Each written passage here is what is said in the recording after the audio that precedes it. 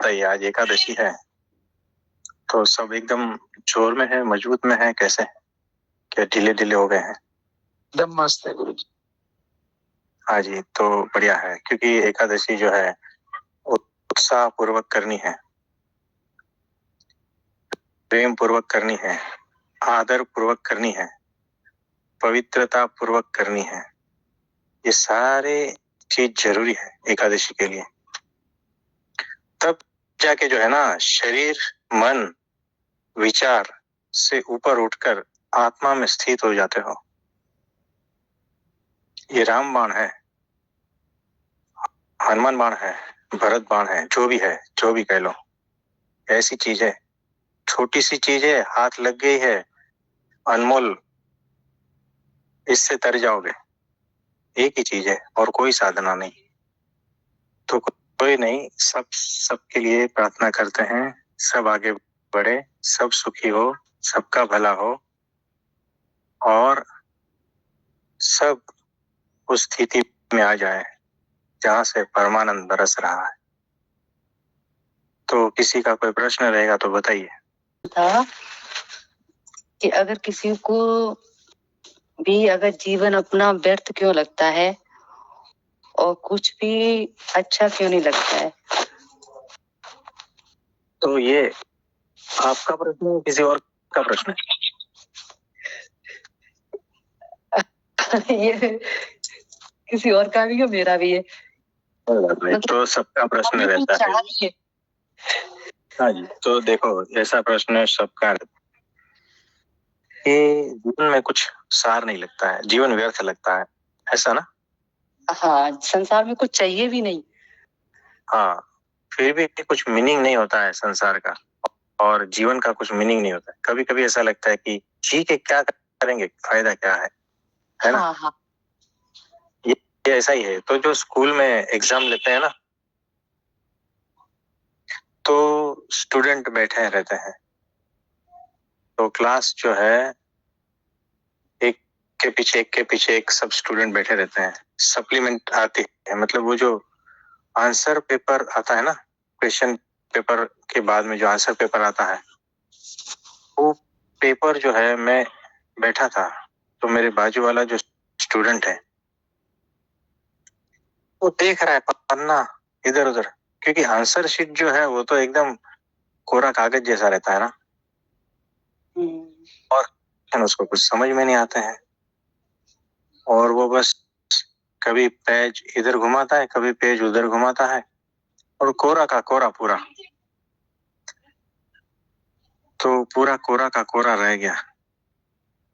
कुछ आता तो लिखा ना, तो फिर 10-15 मिनट में जो है ना, वो ऊब जाता है कि अब इसमें लिखे क्या।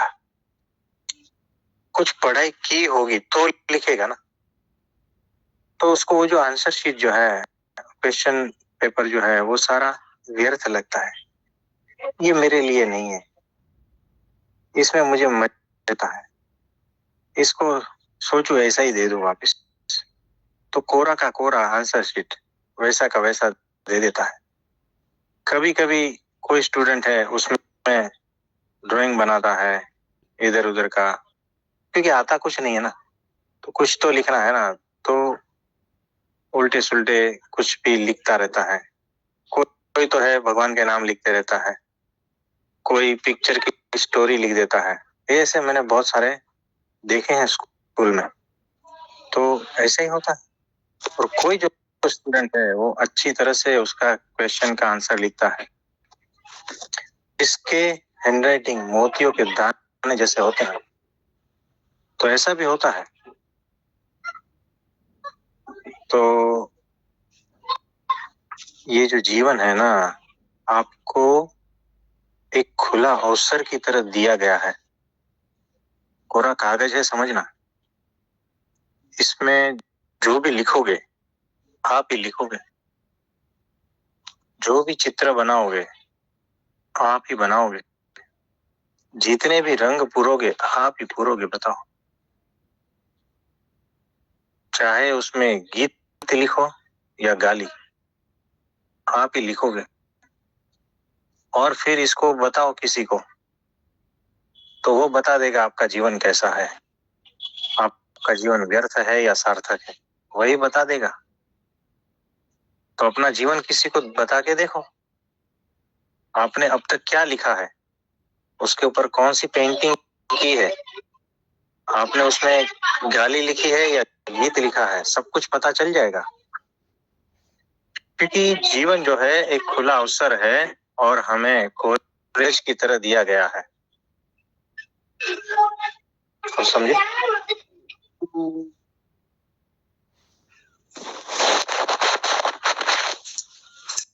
जीवन ना तो व्यर्थ है और ना ही सार्थक है। सब कुछ आपके हाथ में है। जो जीवन जी रहा है ना, उसी के ही हाथ में सब कुछ है। किस तरह से जीना है उसी के हाथ में है। अभी 2 दिन पहले की बात है, यंग लड़का, 3 हफ्ते की उसकी बच्ची है, 3 हफ्ते की।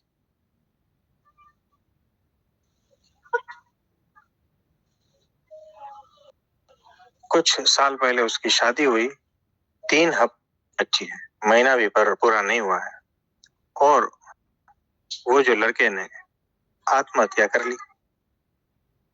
क्या हो सकता है? किस तरह से जिया है वो, अपने जीवन में कौन सी पेंटिंग की है, अपने जीवन को किस तरह से लिखा है, सब पता चल जाता है। आत्महत्या करने की जरूरत क्यों पड़ी? सबको जीवन कोरे कागज की तरह दिया जाता है। जीवन के अंत में सबके आंसर पेपर इकट्ठा करते हैं और फिर वो जो परमात्मा है ना, मार्क्स देते हैं कि तुमने क्या क्या किया है इसमें। क्योंकि कल बताया था हमने कि ये जो संसार है उनकी पाठशाला है, तो एग्जाम तो होती है ना, तो यही है सारा कुछ। तो जीवन ना तो व्यर्थ है और ना ही सार्थक है, आप ही उसे व्यर्थ और सार्थक बनाते हो। सब कुछ आपके ऊपर है, इसमें कोई परमात्मा का रोल नहीं है। याद रखना, आपको पूरा का पूरा प्लेन पेपर दिया गया है। तो देखो, बांसुरी पड़ी है ना सामने, और मैं बैठा हूं और मैं परमात्मा से प्लेन कर रहा हूं कि ये बांसुरी में से आवाज नहीं आ रही है, उसमें से सुर नहीं निकल। किसी ने बताया इसको होठ पे लगाओ, फूंक मारो, बजाओ, आएंगे। मैं ऐसा किया, लेकिन फिर उसमें से कुछ अलग ही आवाज आई, क्योंकि बांसुरी वो कैसे बजाते हैं हमें पता नहीं। तो जीवन जो है इसी तरह से दिया गया है, उसमें से अगर सुर नहीं निकलते ना, तो हमें नहीं आता है सुर निकालना, इसीलिए ऐसा है। और जिसको वो सुर निकालने को आता है ना, वो कितने अद्भुत बजाता है, उसका जीवन देखो कितना अद्भुत है। तो उसने मेहनत की है, उसे बजाने के लिए मेहनत की है। कोई भी इंस्ट्रूमेंट देख लो, बजाने के लिए वो मेहनत करता है तब बजता है। हम मेहनत नहीं करते तो नहीं बजता है। इंस्ट्रूमेंट तो हमारे सामने भी पड़ा है, लेकिन वो जब बजाता है तो उसमें से सुर निकलता है, और बजाते हैं तो नहीं निकलता है। तो क्या परमात्मा ने उसके भीतर ऐसी कला रखी है? उसने सीखी है। वैसे जीवन भी जो है ना, कला की तरह है। जो सीखता है उसमें से सुर निकलते हैं, उसमें से गीत निकलते हैं, उसमें संगीत बजता है, उसकी धुन बजती है, उसकी महक चारों ओर फैलती है। ऐसा जीवन बनता है। और जिसको नहीं बजाना आया ना, तो जूते मारेंगे, लोग जूते मारेंगे। तो जीवन ना तो व्यर्थ है ना सार्थक है, हम उसको किस तरह से बनाते हैं हमारे ऊपर है। और परमात्मा को हम गाली देते रहते हैं कि मेरा जो ये इंस्ट्रूमेंट बज नहीं रहा है, मेरी सितार बज नहीं रही है, मेरी बांसुरी बज नहीं रही है। और दूसरे की बज रही है, उसकी हमें ईर्ष्या होती है, तो हम दूसरों की बांसुरी को तोड़ने के लिए उतावले होते हैं। दूसरे की सितार जो है, उसके तार हम तोड़ने के लिए ईर्ष्या करते हैं, षड्यंत्र करते हैं। ये ऐसा है, इससे कुछ मिलने वाला नहीं है जीवन में। तो जीवन जो है कोरा कागज की तरह है, खुला अवसर है, उसमें कुछ भी कर लो, आपके ऊपर है। आप परम स्वतंत्र हो, आप परम सर्जक हो। जैसे देखो, एक बगीचा होता है, दो भाई थे, बाजू बाजू में उसका जमीन का टुकड़ा था।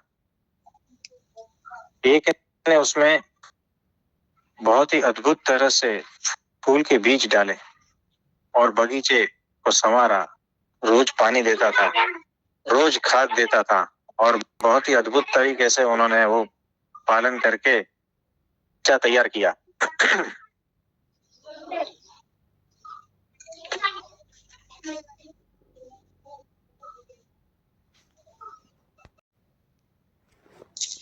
जमीन के टुकड़े पर एक ने बगीचा बनाया, दूसरा चुपचाप बैठा रहा। उसकी जमीन वैसी की वैसी बंजर रही, और वो बाजू वाले जो भाई है उसकी ईर्ष्या करता रहा और भगवान को गाली देता रहा कि तूने मेरा जीवन में बगीचा नहीं खिलाया। तो दूसरा भाई जो है मेहनत कर रहा है, अपने बगीचे को सजा रहा है, और फूलों से लबालब, खुशबू से लबालब, इस तरह से उनका बगीचा हरा भरा, फूल गुलाबी। और दूसरा भाई का बगीचा जो है बंजर, क्योंकि मेहनत नहीं करता है। तो जीवन जो है ना, मेहनत के ऊपर चलता है, वो कृपा पे नहीं। यहाँ पर कृपा नहीं होती। जो मेहनत करता है ना, उसके ऊपर कृपा होती है। जो मेहनत नहीं करता है, उसके ऊपर कृपा नहीं होगी। आप समझे? तो इसी तरह से जो एक भाई का बगीचा लहराता है, उसको सार्थक लगता है, दूसरे को निरर्थक लगता है, क्योंकि वो बंजर है, कुछ मेहनत नहीं की है। तो दोनों को अवसर दिया गया था, समान अवसर का फायदा उठाया, तो उसका जीवन महकने लगा। तो ऐसा है। तो आप स्वयं ही अपने जीवन के जिम्मेदार। आपका जीवन जैसा भी है, आपका जीवन जैसा भी है, उस तरह से आप जिम्मेदार हो। आप समझे? मतलब ये है कि जो मेहनत नहीं करेगा वो दुखी रहेगा, जो मेहनत करेगा वो खुशी रहेगा, ये कहना चाह रहे हो आप? देखो, जो अपने जीवन को संवारता है, उसको कैसा चाहिए ना। देखो, मुझे सुगंध और मुझे बगीचा हरा भरा चाहिए, तो उसके लिए मुझे मेहनत करनी पड़ेगी। मेरे मन में ऐसा विचार आया कि मुझे ऐसा ऐसा चीज चाहिए, तो उसके लिए मेहनत करो। आप समझे? अगर मेहनत नहीं करें और फिर जो है मुझे ऐसा ऐसा चाहिए, तो नहीं मिलेगा। यहाँ पर पूरी स्वतंत्रता आपको दी गई, ये आपके ऊपर है। यहाँ पर भगवान का कोई रोल नहीं है। भगवान कर्म फल प्रदाता है, इतना याद रखना। इसका मीनिंग पता है? जो जैसा कर्म करता है उसको वैसा फल परमात्मा देता है। आप समझे? तो कर्म फल प्रदाता, यानी कि फल देना उसके हाथ में है। फल हमारे हाथ में सिर्फ कर्म करना है। तो हमें हमारा जीवन उस तरह से चाहिए, तो उस तरह से मेहनत करना पड़ेगा। हम देखो, दो फैमिली है। एक फैमिली में देखा है 3 बच्चे हैं, दूसरे में भी 3 बच्चे हैं। पहला फैमिली हस्बैंड वाइफ नित्य पूजा पाठ, मंदिर जाना, संस्कार युक्त वातावरण रखना, अपने बच्चे को भी उसी प्रकार से बड़ा करना, उसमें भी संस्कारों का सिंचन करना, उनको भी पढ़ाई लिखाई सब कुछ करना।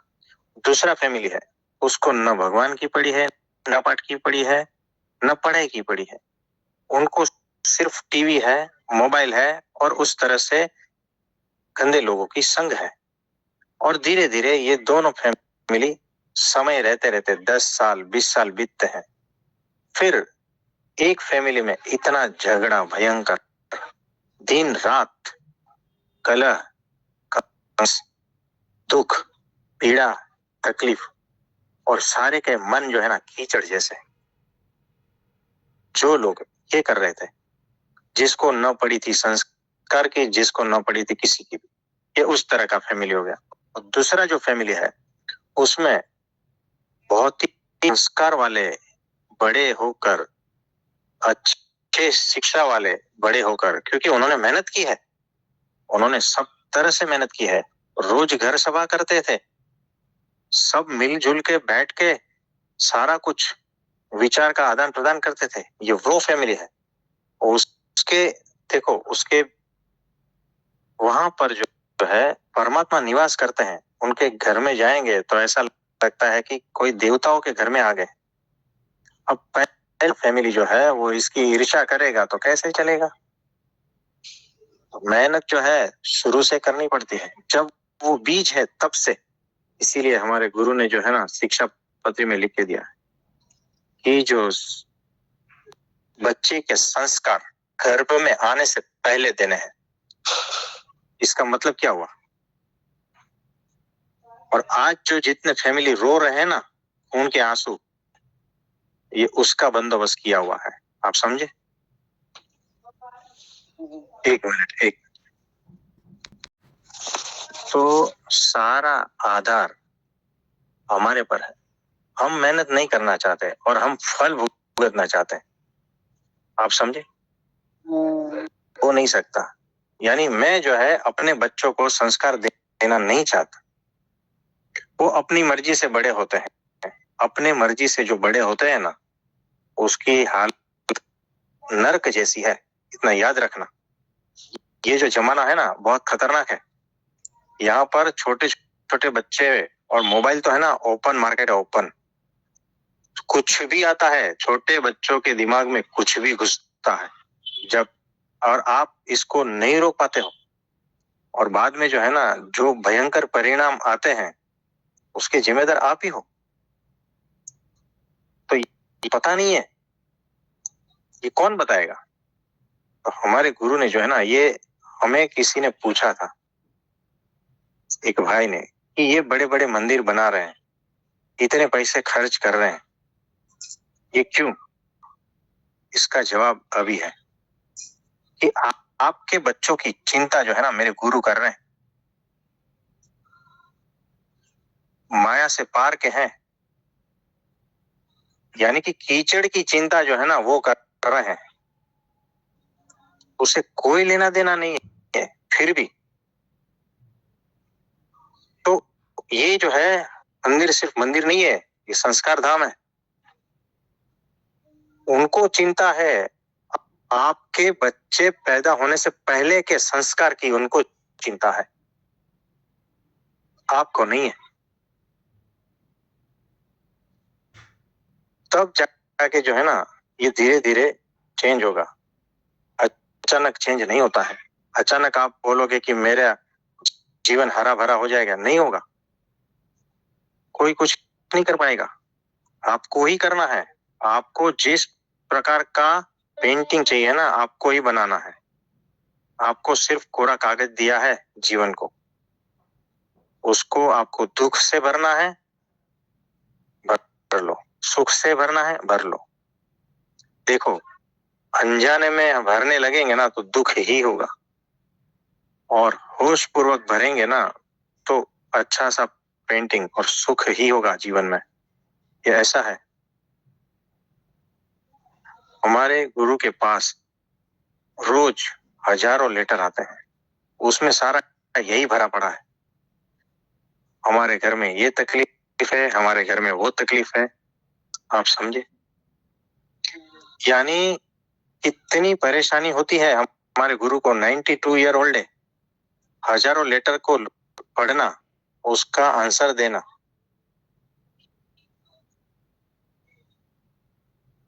आप नहीं समझ सकते। हमारे गुरु की पीड़ा हम ही समझ सकते हैं। तो ये बात है। तो उनका ये प्रोजेक्ट है।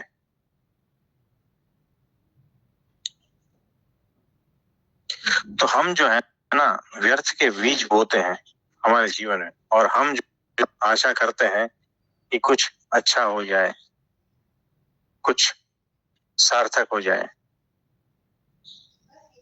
यही तो कर रहे हैं। तो आप ना, वो जो बबुल रहता है कांटों वाला, उसके बीज आप डाल रहे हो जमीन में और सोच रहे हो कि इसमें से आम पके, है ना, अमरूद आए, बहुत कुछ। ऐसा नहीं होगा, कांटा ही निकलेगा। जाने अनजाने में आप यही कर रहे हो। तो व्यर्थ के बीज क्या है? ये जो धन इकट्ठा कर रहे हो, क्या करोगे उसका कोई पता नहीं है, क्यों कर रहे हो कोई पता नहीं है। ये जो पद है, प्रतिष्ठा है, इसके बीज बो रहे हो, ये यहीं यहीं छूटेगा, यही कांटा चुभे एक दिन। तो सार्थक क्या है? अगर जीवन में अर्थ पैदा करना है तो ध्यान, ज्ञान, होश, भक्ति, ये है। और जिसके जीवन में, मैं जिसके यानी कि जिस के जीवन में ध्यान है, ज्ञान है, होश है, भक्ति है, ये सब कुछ है ना, दोनों के जीवन में, हस्बैंड और वाइफ के जीवन में, तब उनकी संतान जो है ना, वो फूल की तरह आएगी, संस्कारित देवता की तरह आएगी। आप समझे? और उसके लिए मेहनत करनी पड़ती है। तो ऋषि भाई है, तो देखो, हमने ऋषि भाई को फोन किया। ऋषि भाई और उनके पत्नी जी जो है, दोनों उस वक्त मंदिर में थे। दोनों ने एकादशी रखी, फ्रेंड उस साथ में गए थे मंदिर। ये दोनों के संस्कार उच्च है, दोनों भक्ति भाव वाले हैं, दोनों समझदार हैं, दोनों मेहनत कर रहे हैं। अब वो मंदिर में थे, हमने उनको फोन किया था। हमें अत्यंत आनंद होता है, हमारे भीतर प्रसन्नता छा जाती है इनको देखकर, क्योंकि अब जो है इनके नेक्स्ट जनरेशन की चिंता जो है ना, हमें नहीं करनी है।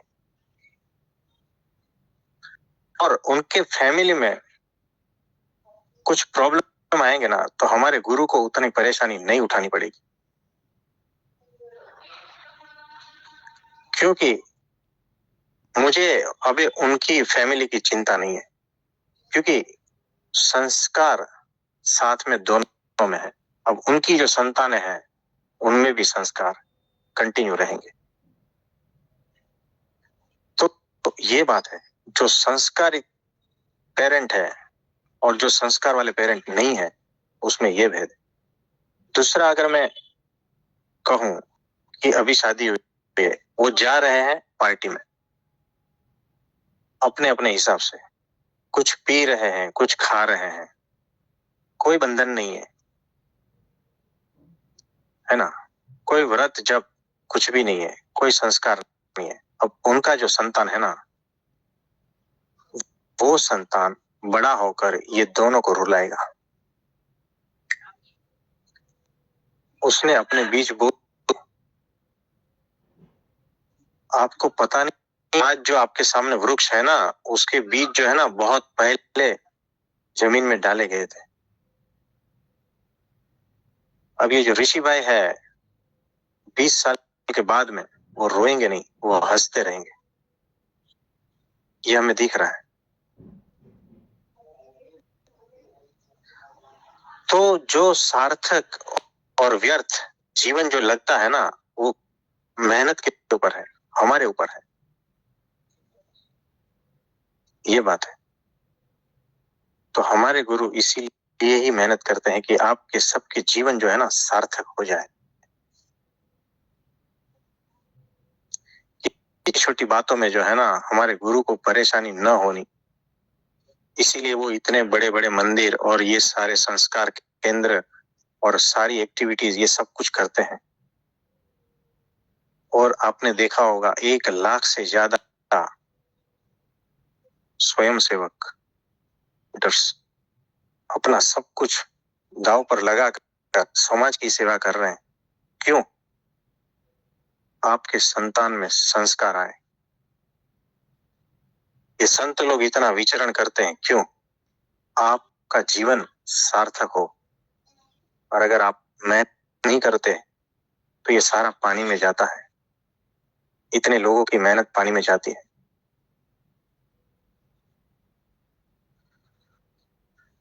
तो ये उसके लिए है। और कुछ पूछना चाहेंगे? प्रभु जी, एक बार आपसे जब हमारी बातचीत हो रही थी तो इसी संदर्भ में एक बार आपने हमें कुछ कहा था और हमारी दृष्टिकोण को बदला था आपने। और आपने कहा था कि आपका ये शरीर है कहाँ? ये शरीर को बनाने में संपूर्ण सृष्टि का योगदान है। तो आप कैसे इस शरीर पे अपना अधिकार जता के इसके बारे में फैसला ले सकते हो? तो आज अभी यही टॉपिक चल रहा है, तो प्रभु जी उसी टॉपिक को अगर आप वापस से बताएंगे तो और अच्छे से सबको समझ आ सकेगा। क्या कहा था हमने? आपने कहा था जैसे आज दीदी ने ये प्रश्न किया, एक बार हमने भी आपसे ऐसे ही प्रश्न किया था। तब आपने हमें कहा था कि ये शरीर आपका है कहाँ? ये शरीर आपने तो नहीं बनाया है। तो इस शरीर को बनाने में, आपको इतना बड़ा करने में संपूर्ण सृष्टि का योगदान है। जल, वायु, पृथ्वी, सभी संपूर्ण सृष्टि का सब कुछ। तो वही टॉपिक अगर एक बार वापस से आप प्रभु जी दोहराएंगे तो हम सबको ये टॉपिक और अच्छे से क्लियर हो पाएगा। कोई बात नहीं। तो देखो, ये सारा का सारा जो भी मटेरियल सामने खड़ा है ना 50, 60, 70 किलो का, ये आप हो ही नहीं। इसमें 5 किलो तो बैक्टीरिया है अलग अलग प्रकार के, यानी अनंत, जिसकी गिनती नहीं होती है। इतना तो जो है ना जीव आपके शरीर में रहता है। यानी एक बैक्टीरिया पकड़ो तो एक जीव, और लाख कहूं तो लाख जीव, और अनंत कहूं तो अनंत जीव आपके शरीर को बना रहा है। तो इसमें आप तो हो ही नहीं, ये अनंत जीवों का कलेक्टिव कॉन्शियसनेस, ये सब कुछ आप में छाया है। आप बोल रहे हो ये मेरी मर्जी, आपकी मर्जी नहीं है। और अनंत जीव आपके भीतर है, आपके बाहर है। ये पंच महाभूत का जो पूरा खड़ा किया है ना, यानी सब कुछ यहीं से ही लिया है और खड़ा हो गया है। आप बोल रहे हो ये मेरा शरीर, मेरा नहीं है। यही सारा कुछ से इकट्ठा किया है और बना लिया है ना। और ये मेरा मन, इतने अनंत जीव का कलेक्टिव मन है। बहुत कुछ है ये सारा का, आप तो हो ही नहीं इसमें। अगर एक तरह से देखा जाए ना, आप हो ही नहीं। सारा कुछ कलेक्शन है, सब जगह से इकट्ठा करके एक पुतला बना दिया है। और वो कलेक्शन किस हिसाब से काम करता है वो वही जाने। इसमें आप जैसा कुछ नहीं है। एक हफ्ता आप अपना खाना बदल दो, पूरा खाना चेंज हो जाएगा ना। आपके भीतर बाहर के सारे बैक्टीरिया उस प्रकार के बदल जाएंगे। एक सिंपल मैं एग्जांपल देता हूं। जब चूहा मर जाता है ना, तो वहां पर जो है ना कुछ अलग प्रकार के बैक्टीरिया आ जाते हैं, कुछ अलग प्रकार की मक्खियां या जो भी है जीव जंतु आ जाते हैं, कीड़े आ जाते हैं, ठीक है। और जब फूल मुरझा जाता है तो उसकी डेड बॉडी पे कुछ अलग प्रकार के कीड़े और बैक्टीरिया वो हो जाते हैं। यानी जैसा खुराक वैसी प्रकार की कीड़े। आप समझे? ये दोनों अलग अलग है। वैसे ही हमारे भीतर जैसा खुराक रहेगा उस प्रकार के बैक्टीरिया आएंगे। हम जैसा खाना खाते हैं उस प्रकार के बैक्टीरिया मौजूद होंगे। अगर हम तामसिक पदार्थ खाते हैं, नॉनवेज खाते हैं, कांदा लहसुन खाते हैं और बहुत सारा बाहर का खाना खाते हैं, तो उस प्रकार के बैक्टीरिया जो उस पर ग्रो होते हैं वैसे हमारे शरीर में ग्रो होना स्टार्ट होते हैं। 1 मिनट।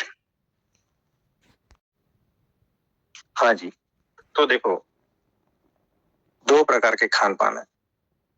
तो वैसा खुराक खाएंगे तो वैसे बैक्टीरिया आपके भीतर ग्रो होगा और उस प्रकार का माइंड आपका बनेगा, क्योंकि वो कलेक्टिव होता है। सभी बैक्टीरिया का जो कॉन्शियसनेस है वो आपके भीतर इकट्ठा होगा और उस प्रकार के विचार आएंगे, उस प्रकार के भाव आएंगे। और अगर वही खाना आपने कुछ अलग ढंग से खाया और अलग खाना खाया या पूरा खाना ही बदल दिया तो उसका प्रभाव भी अलग होता है। और जिस दिन आपने निर्जला व्रत रख दिया तो उस दिन भी जो है आपका इंटेस्टाइन के बैक्टीरिया जो भी है वो बदलना शुरू हो जाते हैं। 5 दिन निर्जला रखा तो उस प्रकार के बैक्टीरिया और जो खराब वाले हैं वो हट जाएंगे। विचार भी आपको उसी प्रकार के आएंगे, भाव भी उसी प्रकार के उत्पन्न होंगे। इसीलिए जो है खान पीने में बहुत जोर दे रहे हैं लोग। यहाँ कहते हैं अरे कुछ भी खा लो, क्या फर्क पड़ता है? ऐसा नहीं होता है, बहुत सारा फर्क पड़ता है। तो जो लोग बोलते हैं ना कि हम आध्यात्मिक है और नॉनवेज और ये सब कुछ खा रहे हैं, कांदा लहसुन खा रहे हैं, तो समझना वो ज्यादा मतलब वो ज्यादा दूर तक खींच नहीं पाएंगे। ये ऐसा है। तो यहाँ पर सारा कुछ हमारा कलेक्टिव है, हमारा यहाँ कुछ भी नहीं है। आप समझे? इस पर आपका क्या प्रश्न है? प्रश्न नहीं था प्रभु जी, यही जो अभी आपने बताया ना, यही समझाने के लिए कह रहे थे, ताकि हम लोगों को और अच्छे से ये चीज़ समझ में आ सके कि हमारा अपने शरीर पे भी कोई अधिकार नहीं है। ये संपूर्ण अस्तित्व का कण-कण अपनी सेवा दे रहा है तो हम जीवित हैं यहाँ पर। तो इसको खत्म करने का अधिकार नहीं है हमको। हाँ जी, हाँ जी। तो देखो यहाँ पर वो मतलब हमारा शरीर भी हमारा नहीं है। हमारा मन जो है ना, हमें बताया अभी, वो भी हमारा नहीं है। ये अहंकार वो भी नहीं है, कुछ भी नहीं है यहाँ पर। सब कुछ कलेक्टिव है। आपके विचार, आपका ज्ञान, सब कुछ बाहर से ही आया है। यहाँ आपका एक कण भी नहीं है ना, याद रखना। क्योंकि ये सारा जिस दिन बिखर जाएगा ना, सब अपने अपने जगह पे चला जाएगा, पूरे विलुप्त हो जाओगे। ये ऐसा है। और आप ये सोच रहे हो कि ये मेरा शरीर, मैं ये हूं, मैं वो हूं। ये खाली अहंकार इकट्ठा करके रखा है और कुछ भी नहीं है यहाँ पर आपका। तो इसको कभी खत्म ना करें। प्रकृति क्या दिया हुआ है, आत्महत्या नहीं करनी है। ये आपका है ही नहीं, किसकी हत्या करोगे? ये ऐसा है। तो ये सिर्फ सेवा में है, इसको सेवा में ही लगाना है। आप समझे?